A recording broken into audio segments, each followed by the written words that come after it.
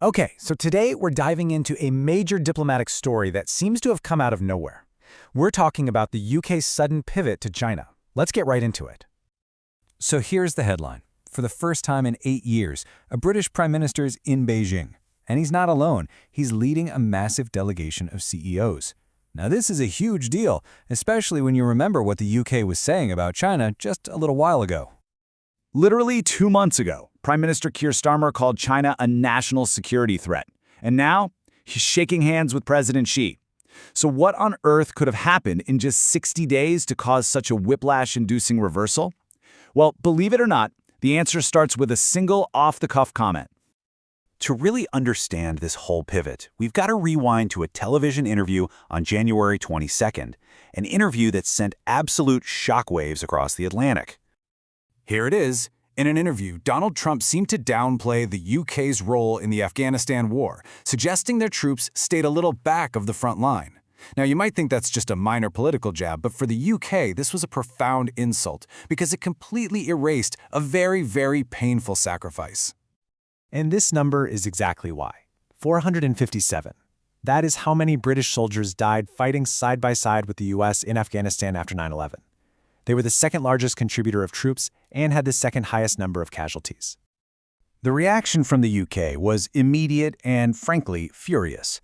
Prime Minister Starmer fired back, putting that number front and center. He said British soldiers died to protect American honor, and they were most certainly not in the back. For the British, this wasn't just politics. It felt like a deep betrayal of a sacrifice made in blood. The backlash was so fierce that within 48 hours, Trump had to do a complete 180, calling British soldiers brave and the greatest warriors. But you know what? The damage was already done. That comment struck a deep nerve, not just because it was offensive, but because it felt like part of a much bigger and much more troubling pattern. Yeah, this wasn't just some isolated gaffe. For many allies in Europe, it was just the latest sign of an increasingly dismissive and kind of unreliable attitude from their main ally. Let's just zoom out and look at the bigger picture here. For the past few years, European allies have felt under constant pressure, constant demands to pay more for NATO, threats of having security guarantees pulled, and just this general feeling that they were being treated less like equal partners and more like, well, employees.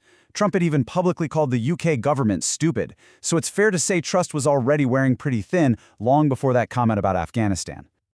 And this strain wasn't just political. It turns out being a loyal ally to the US has also come with a pretty steep economic price tag for the UK.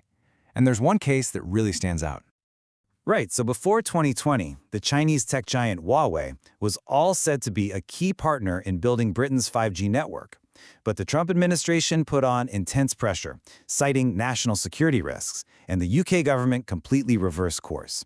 They banned Huawei and ordered that all its gear be physically ripped out of their infrastructure by 2027. This was a massive, costly decision, all made to stay in lockstep with their #1 ally. But this is where it starts to look a little like a double standard.